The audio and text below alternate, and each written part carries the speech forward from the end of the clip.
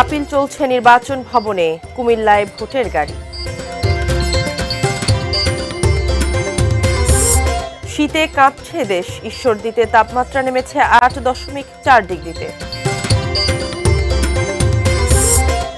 ভোলার তজুমুদ্দিনে অপরিকল্পিত বাঁধ, হুমকিতে 2 শতাধিক পরিবার।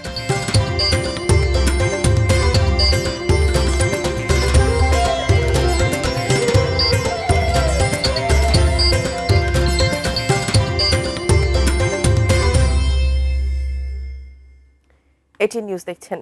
সারা দেশের সর্বশেষ খবরাখবর নিয়ে এটি নিউজের নিয়মিত আয়োজন। দেশের খবরে আমন্ত্রণ জানাচ্ছি আমি মারিয়া শিমু। শুনছিলেন নাসির সিনটেক্স অ্যালুমিনিয়ামের সৌজন্যে প্রধান শিরোনামগুলো। বিস্তারিত জানাবো এবং শুরুতেই জাতীয় সংসদ নির্বাচন ও গণভোটের খবর।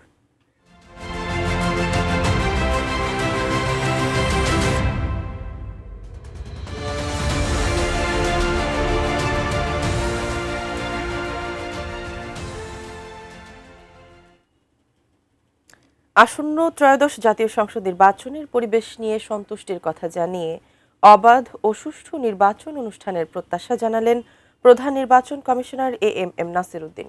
সকালে রাজধানীর আগারগাঁওয়ে নির্বাচন ভবনে আপিলের বুথ পরিদর্শন করে তিনি কথা বলেন। ত্রয়োদশ জাতীয় সংসদ নির্বাচন অনুষ্ঠানে রিটার্নিং কর্মকর্তাদের বাছাইয়ে সারা দেশে 300 আসনে 723 জন প্রার্থীর মনোনয়নপত্র বাতিল হয়, যেখানে মনোনয়নপত্র জমা পড়েছিল 2568টি। বাছাই শেষে 1842টি বৈধ ঘোষণা করা হয়েছে। নির্বাচন ভবনের নিচে স্থাপিত বুথে সংক্ষুব্ধ ব্যক্তিরা সকাল 10টা থেকে আপিল জানাতে আসেন। অনেকে যাচাই বাছাই নিয়ে তাদের ক্ষোভের কথাও জানান। এনআইডি কার্ডের যে নাম্বার থাকে একটা আর ভোটার নাম্বার থাকে একটা। এনআইডি কার্ডের নাম্বারটা তো আমরা ওই টাইমে পূরণ করতে পারতাম, কিন্তু ভোটার নাম্বারটা আমাদের বের করতে অনেক সমস্যা হয়ে গেছে। একজন রাজনৈতিক দলের ব্যক্তিত্ব 1% লাগবে না, তা আমার লাগবে কেন?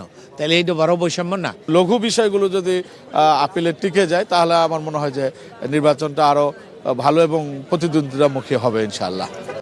9 জানুয়ারি পর্যন্ত আপিল জমাদান প্রক্রিয়া চলবে। পরে শুনানির মাধ্যমে চূড়ান্ত আপিল নিষ্পত্তি করা হবে। যারা বৈধ ঘোষিত হয়েছে তাদের বিরুদ্ধে অথবা যাদের অবৈধ ঘোষণা করা হয়েছে তাদের বিরুদ্ধে উভয়ের ক্ষেত্রেই আপিল করার সুযোগ আছে।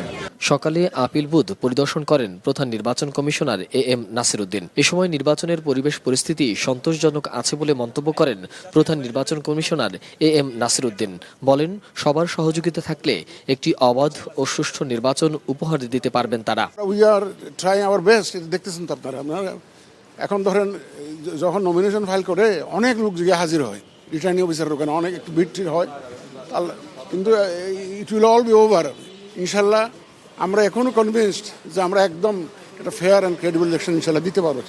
আপিল দায়ের কার্যক্রম শেষে প্রধান নির্বাচন কমিশনার সহ অন্যান্য কমিশনাররা দাখিল হওয়া আপিল নিষ্পত্তি করবেন।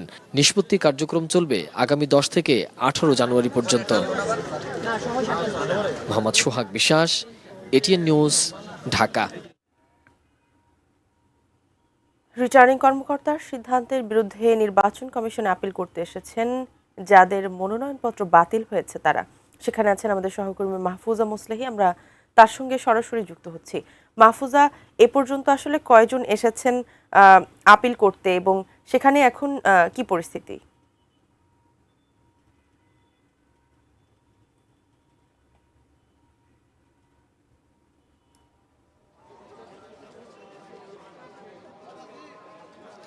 জি শিমু, সকাল থেকেই কিন্তু জানানো হয়েছিল বিভিন্ন বুলেটিনে যে যারা মনোনয়ন বঞ্চিত মূলত তারাই কিন্তু এসছেন, এবং এই পর্যন্ত সবশেষ যেই খবর কেন্দ্রীয় বুথ থেকে যেটি আমি জানতে পেরেছি, মোট 28টি আপিল দায়ের হয়েছে জাস্ট নাও। আমি বলবো এই মুহূর্তে আসলে এসছেন তাসনিম জারা, যিনি ঢাকা 9 আসনের স্বতন্ত্র প্রার্থী হিসেবে তার মনোনয়ন দাখিল করেছিলেন, কিন্তু মনোনয়ন বাতিল বলে গণ্য হয়েছে। ঠিক তারই বিরুদ্ধে তিনি আবার নির্বাচন কমিশনে এই মুহূর্তে আপিল করতে এসেছেন। আমরা দেখছি যে পেছনেই যে ঢাকা অঞ্চলের বুথটি রয়েছে সেখানে কিন্তু তিনি এখনও আপিলের যে কার্যক্রম সেটি চালাচ্ছেন।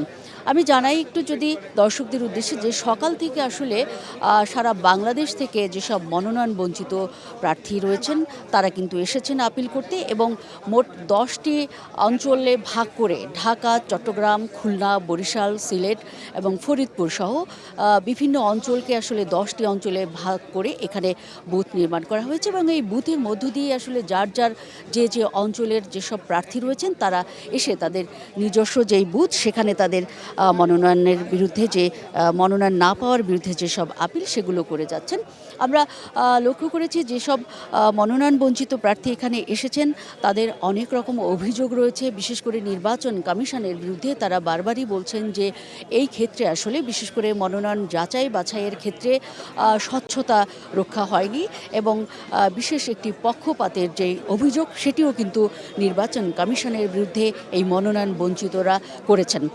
সকাল থেকে বেশ কয়েকজন যারা মনোনয়ন বঞ্চিত তারা বলছিলেন যে বড় বড় যে দলগুলো রয়েছে তাদের প্রতি কিন্তু তারা একটু পক্ষপাত দেখাচ্ছেন, এবং ছোট দল যে রয়েছে সেখানে কিন্তু তারা বেশ গাফিলতি দেখাচ্ছেন, এবং সুষ্ঠু নির্বাচনের ক্ষেত্রে কিন্তু তারা সংশয় প্রকাশ করেছেন। বারবারই আমরা দেখেছি বেশ জোরের সঙ্গেই যে নির্বাচন কমিশন থেকে বলা হয়েছিল যে তারা একটি সুষ্ঠু, অবাধ এবং প্রশ্নবিদ্ধ যে বিষয়টি আমরা গত 15 বছরে দেখেছি তার ঊর্ধ্বে ওঠার ক্ষেত্রে যেসব পদক্ষেপ গ্রহণ করেছেন সেটি কিন্তু এখন এইসব মনোনয়ন বঞ্চিত প্রার্থীদের কাছে প্রশ্নবিদ্ধই হচ্ছে, এমনটি কিন্তু তারা জানিয়েছেন। তবে যেসব কারণে তাদের মনোনয়ন বাতিল বলে গণ্য হয়েছিল সেগুলো হচ্ছে স্বতন্ত্র প্রার্থীর ক্ষেত্রে 1% যেই সমর্থনকারীদের স্বাক্ষর সেটি না থাকা, আয়কর রিটার্ন দাখিলের যে বিষয়টি সেটি না থাকা, এবং এনআইডির যে স্বাক্ষর রয়েছে সেটির সঙ্গে হলফনামায় দেওয়ার যে স্বাক্ষর সেখানে মিল না থাকা, এই বিষয়গুলোর কারণেই কিন্তু মূলত মনোনয়ন বঞ্চিতদের যেই বাতিল যে বিষয়টি হয়েছে সেটি কিন্তু নির্বাচন কমিশন করেছে। তবে এই আপিলের বিরুদ্ধে যে নিষ্পত্তির যে ব্যাপারটি রয়েছে সেটি কিন্তু নির্বাচন কমিশন করবে আগামী 18 জানুয়ারি পর্যন্ত। জি, এই ছিল শিমু আমার কাছে এখানকার সবশেষ পরিস্থিতির খবর। ধন্যবাদ মাহফুজা আপনাকে। দর্শক, রিটার্নিং কর্মকর্তার সিদ্ধান্তের বিরুদ্ধে নির্বাচন কমিশনে আপিল হচ্ছে, সেখান থেকে আমাদের সর্বশেষ জানাচ্ছিলেন সহকর্মী মাহফুজা মোসলেহি। নির্বাচনকে কোনোভাবেই বিতর্কিত করতে দেয়া হবে না বললেন নির্বাচন কমিশনার অবসরপ্রাপ্ত ব্রিগেডিয়ার জেনারেল আবুল ফজল মোহাম্মদ সানাউল্লাহ। সকালে বান্দরবানে জেলা প্রশাসন ও পুলিশের সাথে মত বিনিময় সভায় তিনি আরও বলেন, নিরপেক্ষ নির্বাচন উপহার দিতে ইসি বদ্ধপরিকর।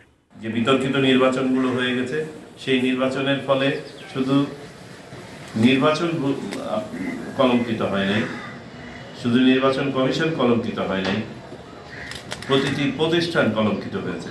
আমাদের কাজ হবে স্বচ্ছ, সবার সামনে ট্রান্সপারেন্ট। আমরা নিরপেক্ষভাবে কাজ করবো, কোনো পক্ষ অবলম্বন করবেন না, কেউ কখনো না, কারো দ্বারা প্রভাবিত হয়ে নাই। আপনার নিজের একটা পরিচয় থাকতে পারে, পরিবারের কারো রাজনৈতিক পরিচয় থাকতে পারে, আমরা সবাই নাগরিক, আমরা একটা মার্কায় হয়তো ভোটও দিব, কিন্তু তার মানে এই নয় যে আমি ওই মার্কার প্রতি বা ওই দলের প্রতি বা ওই প্রার্থীর প্রতি কোনো ধরনের পেশাগত ইনক্লাইনেশন দেখাবো না। ত্রয়োদশ জাতীয় সংসদ নির্বাচন ও জুলাই সনদের গণভোটকে সামনে রেখে কুমিল্লায় শুরু হয়েছে ভ্রাম্যমাণ ভোটের গাড়ি বা সুপার ক্যারাভ্যানের কার্যক্রম। সকালে কুমিল্লা টাউন হলে এর উদ্বোধন করেন খাদ্য ও ভূমি উপদেষ্টা আলী ইমাম মজুমদার। এ সময় তিনি বলেন, গণতন্ত্রকে শক্তিশালী করতে সচেতন ভোটার প্রয়োজন। ভোটের অধিকার সম্পর্কে জনগণকে জানাতে এবং নির্বাচনে অংশগ্রহণ বাড়াতে এই উদ্যোগ গুরুত্বপূর্ণ ভূমিকা রাখবে বলে মন্তব্য করেন তিনি। ভোটের চাবি আপনার হাতে, এই স্লোগান নিয়ে জেলার বিভিন্ন এলাকায় ভোটারদের মধ্যে সচেতনতা বাড়াতে ভোটের গাড়িটি কুমিল্লার বিভিন্ন এলাকা ঘুরে সাধারণ মানুষের মাঝে ভোটের গুরুত্ব, গণভোট ও নির্বাচন সংক্রান্ত তথ্য প্রচার করবে। আজকের অনুষ্ঠানের সম্মানিত প্রধান অতিথি আমরা হাততালির মাধ্যমে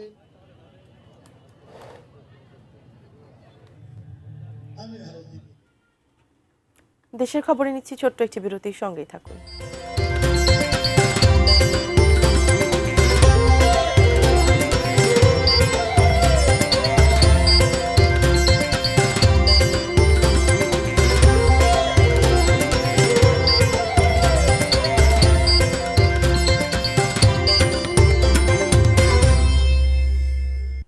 বিরতির পর আবারও আমন্ত্রণ দেশের খবরে। তীব্র শীতে কাঁপছে দেশ। উত্তরের হিমেল হাওয়া ও ঘন কুয়াশায় বিপর্যস্ত হয় জনজীবন। আজ দেশের সর্বনিম্ন তাপমাত্রা রেকর্ড করা হয়েছে পাবনার ঈশ্বরদীতে 8.4 ডিগ্রি সেলসিয়াস। তীব্র শীতে সবচেয়ে বিপাকে পড়েছেন সেখানকার খেটে খাওয়া মানুষ। শীতজনিত নানা রোগে আক্রান্ত হচ্ছে শিশু ও বয়স্করা। সিরাজগঞ্জে টানা 2 দিন ধরে তাপমাত্রা স্থির রয়েছে 9.6 ডিগ্রি সেলসিয়াসে। এতে ধানের বীজতলা নষ্ট হওয়ার আশঙ্কা করছেন কৃষকরা। অন্যদিকে গতকাল মৌলভীবাজারে দেশের সর্বনিম্ন তাপমাত্রা 9.5 ডিগ্রি থাকলেও আজ উন্নতি হয়েছে, বেড়ে দাঁড়িয়েছে 12.5 ডিগ্রিতে। কনকনে ঠান্ডায় যশোরের নওয়াপাড়া নদী বন্দরের শ্রমিকদের উপস্থিতি কম। ফলে মোংলা ও চট্টগ্রাম বন্দর থেকে আসা লাইটার জাহাজের পণ্য খালাসের সৃষ্টি হয়েছে নানা জটিলতা। ব্যাহত হচ্ছে বন্দর কেন্দ্রিক ব্যবসা বাণিজ্য।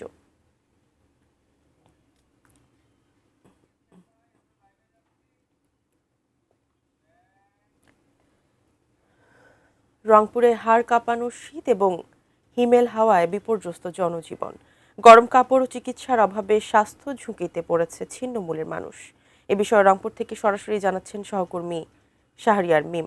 মিম, কি অবস্থা সেখানে জানাবেন? শিমু, আপনাকে ধন্যবাদ। এই মুহূর্তে রয়েছি রংপুরের যে সেনপাড়া এলাকায়। আপনাকে জানিয়ে রাখি যে রংপুরে আজকে কিন্তু তাপমাত্রা এখন রয়েছে 12 ডিগ্রি সেলসিয়াস। আর রংপুরে শুক্রবার থেকে এখন পর্যন্ত সূর্য দেখা মিলেনি। এবারের এই শীত, হাড় কাঁপানো শীত, উত্তরের যে হিমেল হাওয়ার সাথে কিন্তু যে এই বাতাসটি যুক্ত হয়ে যে শীতের যে তীব্রতা সেটি খুবই বেড়ে দিয়েছে। মহাসড়কগুলোতে আমরা যানবাহনগুলোকে দেখতে পাচ্ছি যে তারা হেডলাইট জ্বালিয়ে কিন্তু তারা গাড়ি পরিচালনা করছেন এবং সেই সঙ্গে কিন্তু হাইওয়ে পুলিশের পক্ষ থেকে গাড়িকে ধীর গতির কথাও বলা হচ্ছে। আর যদি একটু বলে রাখি যে এই শীতে যারা রংপুর মেডিকেল কলেজ হাসপাতালে শিশু বিভাগ এবং মেডিসিন বিভাগে অসুস্থ শিশু এবং সেই সঙ্গে কিন্তু বৃদ্ধ বয়স্ক যারা রয়েছেন তাদের কিন্তু যে অসুস্থ হয়ে আক্রান্ত হয়ে চিকিৎসাধীন তাদের সংখ্যাটা কিন্তু বেড়েছে বলে জানিয়েছেন পরিচালক। এবং ইতিমধ্যেই কিন্তু গেল কয়েকদিনে কিন্তু প্রায় 16 জনের মৃত্যু হয়েছে বলে আমরা কিন্তু মেডিকেল কলেজ কর্তৃপক্ষের কাছ থেকে জানতে পেরেছি। এবং এই শীতে মানুষের চিকিৎসার সমস্যা হচ্ছে, মানুষের উষ্ণ যে গরম যে সে কি সমস্যা হচ্ছে। অন্যদিকে আগুন থেকে তারা কিন্তু উষ্ণতা নেওয়ার সময় দগ্ধ হয়েও বার্ন অ্যান্ড প্লাস্টিক যে বিভাগটি রয়েছে সেখানেও কিন্তু চিকিৎসাধীন রোগী এবার যদিও তেমন নেই, তবে কিন্তু এমন সতর্কবাণী দিচ্ছেন। আবহাওয়া অফিসের পক্ষ থেকে বলা হচ্ছে যে আগামী কয়েকদিন এই তাপমাত্রা কিন্তু নিচের দিকেই থাকবে, অর্থাৎ তাপমাত্রার উন্নতি হওয়ার কোনো বিষয় কিন্তু তারা এখনও জানায়নি। অন্যদিকে যারা বিত্তবানদের প্রতি কিন্তু নিম্নবিত্তরা তাদের শীতবস্ত্র বিতরণের কিন্তু তারা আহ্বান জানিয়েছেন, কেননা রংপুরে এবার আগের মতো কোনো সহযোগিতা তেমন চোখে পড়ছে না। বিশেষ করে চলাঞ্চলের মানুষরা খুব কষ্টে রয়েছে। যদিও আমরা গতকালকে দেখেছি সেনাবাহিনীর পক্ষ থেকে সহযোগিতা করা হয়েছে এবং আলহাজ কসিরউদ্দিনের পক্ষ থেকেও কিন্তু ফাউন্ডেশনের পক্ষ থেকেও সহযোগিতা করা হয়েছে। আমরা কালকে দেখেছি। সব কিছু মিলে রংপুরে যে এখন তাপমাত্রা এটি 12 ডিগ্রি সেলসিয়াস। এই তাপমাত্রায় মানুষের খুব কষ্ট হচ্ছে। এই বাতাস যত অব্যাহত থাকবে মানুষের কষ্ট ততই বাড়তে থাকবে। সব কিছু মিলে এই ছিল আমার কাছে সর্বশেষ। মিম, ধন্যবাদ আপনাকে। সাবধানে থাকবেন। দর্শক, রংপুর থেকে আমাদের সেখানকার সর্বশেষ জানাচ্ছিলেন আমাদের সহকর্মী শাহরিয়ার মিম। দেশের খবরের সময় হলো, আরও একটি বিরতির সঙ্গে থাকুন।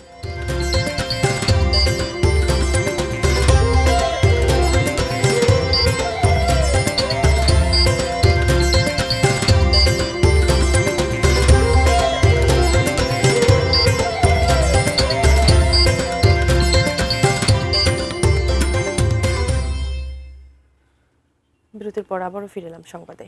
চট্টগ্রামের সীতাকুণ্ড থানার কুমিরা এলাকায় সাগর থেকে 2 ব্যক্তির মৃতদেহ উদ্ধার করেছে পুলিশ। তারা কেয়ারশিপ রিসাইক্লিং ইয়ার্ডের প্রহরী ছিলেন। তাদের নাম আব্দুল খালিক ও সাইফুল ইসলাম। দুজনেরই বাড়ি গাইবান্ধায়। পুলিশ জানায় সকালে কুমিরা ঘাটের অদূরে মৃতদেহ ভাসতে দেখে স্থানীয় লোকজন থানায় খবর দেন। এদের মধ্যে একজনের শরীর ক্ষতবিক্ষত ছিল। খালেক ও সাইফুল গতরাতে নৌকায় করে সাগরে দায়িত্ব পালন করছিলেন। ধারণা করা হচ্ছে রাতের কোনো এক সময় বড় কোনো জাহাজের সাথে ধাক্কা লেগে ডুবে যায় তাদের নৌকাটি।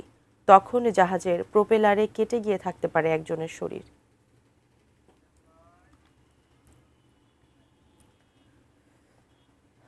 নদী ভাঙন রোধে ভোলার তজুমউদ্দিনে পানি উন্নয়ন বোর্ড নির্মাণ করছে বাঁধ। সেটি এখন দুর্ভোগের কারণ। বাঁধটি যে জায়গায় নির্মিত হচ্ছে তাতে ভিটে মাটি ছাড়তে হচ্ছে 2 শতাধিক পরিবারকে। ক্ষতিপূরণ কিংবা পুনর্বাসনের কোনো উদ্যোগ না থাকায় দিশেহারা তারা। ভোলা প্রতিনিধি মঞ্জুর আলমের তথ্য, ছবিতে ডেস্ক রিপোর্ট। মেঘনা নদীর ভাঙন রোধে ভোলার তজুমুদ্দিন উপজেলার চাঁদপুর ইউনিয়নের দালালকান্দি ও ভুঁইয়াকান্দি গ্রামের উপর দিয়ে বাঁধ নির্মাণ করছে পানি উন্নয়ন বোর্ড। 6.2 কিলোমিটারের দীর্ঘ বাঁধটির কারণে ভিটামাটি ছাড়তে হয়েছে আশেপাশের 2 শতাধিক পরিবারকে। খোলা আকাশের নিচে এখন মানবেতর জীবনযাপন তাদের। বাঁধের জন্য ভূমি অধিগ্রহণে, ক্ষতিগ্রস্তদের জন্য পুনর্বাসন কিংবা ক্ষতিপূরণের ব্যবস্থা না করেই নির্মাণ কাজ শুরুর চেষ্টায় ক্ষুব্ধ এলাকাবাসী। বিক্ষোভ ও মানববন্ধনে প্রতিবাদ জানাচ্ছেন তারা। আমাদেরকে অনেক চাপাচাপি করতে আছে, আমরা ভিডা বাড়ি সাইডা চলে যাইতে বেরি করবে এই জায়গায়, তাই বেরি করবে আমরা কই যাবো বাচ্চা ফোলাফাই নিয়ে শীতের ভিতরে। হয়তো ফুক সাইডে দিয়ে নেক আর নইলে আমাদের থাকার জায়গা ফোজিস করি ওরা দিই। নদীর জাল ভাই বাদ খাই আর কিছু নাই, এই বেরি গেলে আমাদের আর মরণ ছাড়া কোনো উপায় নেই। আমাদেরকে এখন পুনর্বাসন করবে, নইলে বেরি পূর্ব দিকে যাবে, এই আমাদের অরিজিনাল দাবি। 2টা বেরি হয় না, জায়গা আছে না পূর্ববাসী, ওরা নেয় না। এই বাঁধ অপরিকল্পিত অভিযোগ করে কিছুটা সরিয়ে নির্মাণের দাবি এলাকাবাসীর। তবে পানি উন্নয়ন বোর্ড বলছে নকশা পরিবর্তন কিংবা ক্ষতিপূরণ কোনোটাই সম্ভব নয়। যোগাযোগ ব্যবস্থার উন্নয়ন, তারপরে এখানে আপনার জীবনযাত্রার মান উন্নয়ন, ঘূর্ণিঝড় থেকে সবকিছু থেকে রক্ষা করার জন্য প্রকল্পটা, এখন তারা যদি স্বেচ্ছায় জমিদান করে আমরা কাজটা করতে পারবো। লালমোহন ও তজুমুদ্দিন রক্ষা প্রকল্পের আওতায় প্রায় 1100 কোটি টাকার নদী ভাঙন রোধ প্রকল্পের অংশের এই এলাকা জুড়েই তৈরি হয়েছে সংকট। Shahidul Rana, desk report, ATN news. সংবাদ শেষ করব, তবে তার আগে নাসির সিনটেক্স অ্যালুমিনিয়ামের সৌজন্যে শিরোনামগুলো আরো একবার।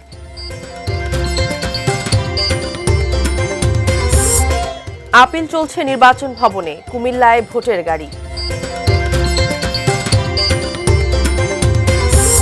শীতে কাঁপছে দেশ, ঈশ্বরদীতে তাপমাত্রা নেমেছে 8.4 ডিগ্রিতে। এবং ভোলার তজুমুদ্দিনে অপরিকল্পিত বাঁধ, হুমকিতে 2 শতাধিক পরিবার।